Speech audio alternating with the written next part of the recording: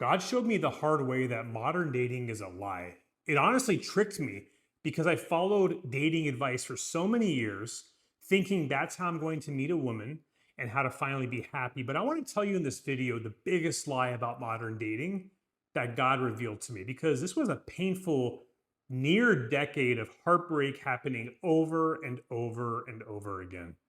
So many of you might be navigating the dating world, and maybe you're single right now or you've had breakups and you're wondering, how do I meet someone in this day and age, especially a Christian? Because maybe you've gone through the experience I have where you've met some Christians and on paper they seemed like an awesome person until you started dating, and then things just get pulled from under the rug, right? They cheat on you, they ghost you, you don't feel the connection. I mean, the list goes on, but what God was revealing to me was my approach to dating was broken from the get go, and I didn't realize it because it seems okay to try and meet someone, right? I mean, God gives us a desire, and it even says in Genesis that it's not good for a man to be alone. Now, for some people, I understand that God's calling for you might be singleness because that also gives you more time and your heart fully to the Lord so that you can serve. But I'm speaking in generalities here to most of us, right? So, what is wrong with following dating advice and what could be the big trap?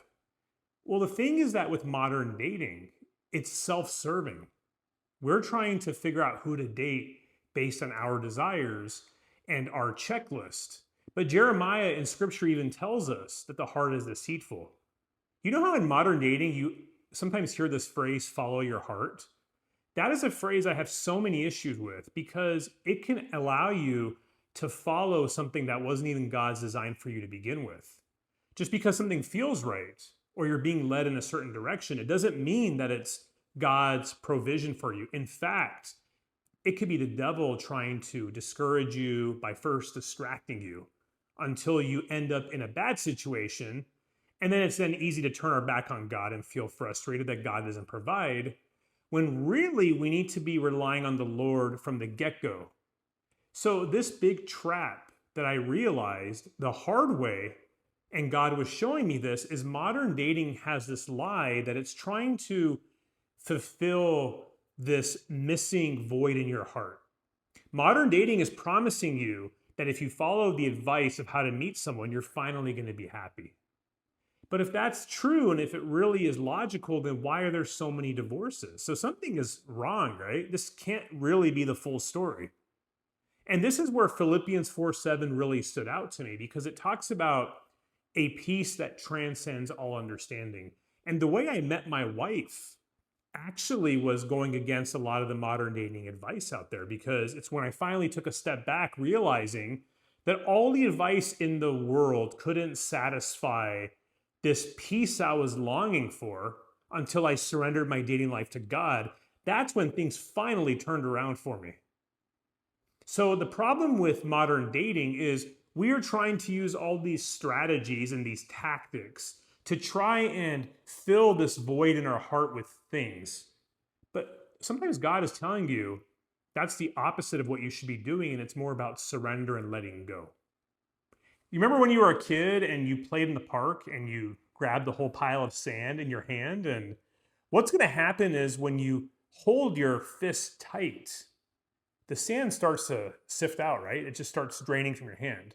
So over time, what's in your hand is getting emptier and emptier and emptier.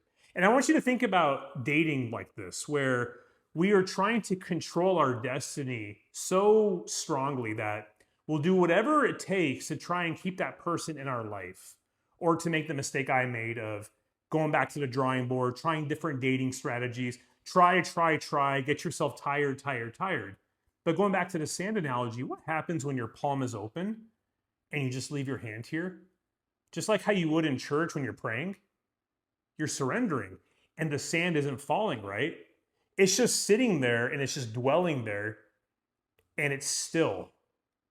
And scripture even tells us this, right? We see in verses that there is a time when God says to be still and know that I am God.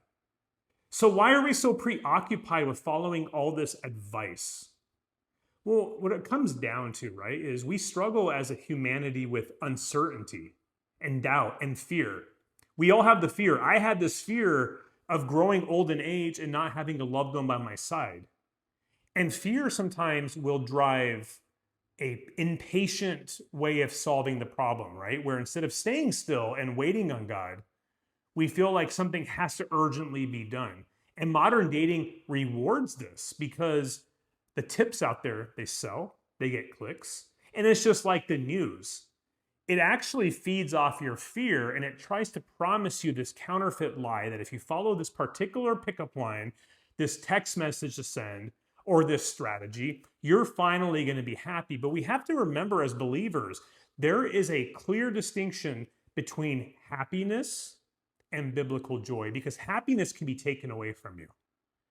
Biblical joy, you can still experience the joy of Christ even when life around you is a mess. We saw Job actually experience this in the book of Job, where despite losing everything, including his health, he still stayed close to the Lord. And so what I really want you to take away from this video is, as tempting as the advice in modern dating might sound, try changing the script a little bit and try being different from all the strategies those around you are taking with dating.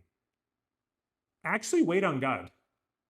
I'm not saying sit in your house 24/7, never go out, never prepare yourself like Ruth did to meet her Boaz and to completely hide from society. I am not saying that. We have to be realistic too, that we still have to show up so God can use us and reveal his blessings for us when the time is right. But what I'm trying to get at is you need to prioritize your relationship with God above and before the dating tips out there, because that's the big mistake I made. My purpose became following the day in and day out strategies of how to meet a girl, and it just left me feeling more empty than when I was single at times, and I didn't want to admit it to myself. So you tell me in the comments below, what has been the biggest struggle for you waiting on God to provide a loved one for you and for you to get married one day? And how are you just doing in general? Let's talk about it. Let's lift each other up in the comments. This is a community where iron sharpens iron. And if you need to talk to me one-on-one, check out the description below. I also am offering memberships now for the first time. So if you want to support the ministry, but also get more content and more ways to talk to me individually, check them out too, and God bless.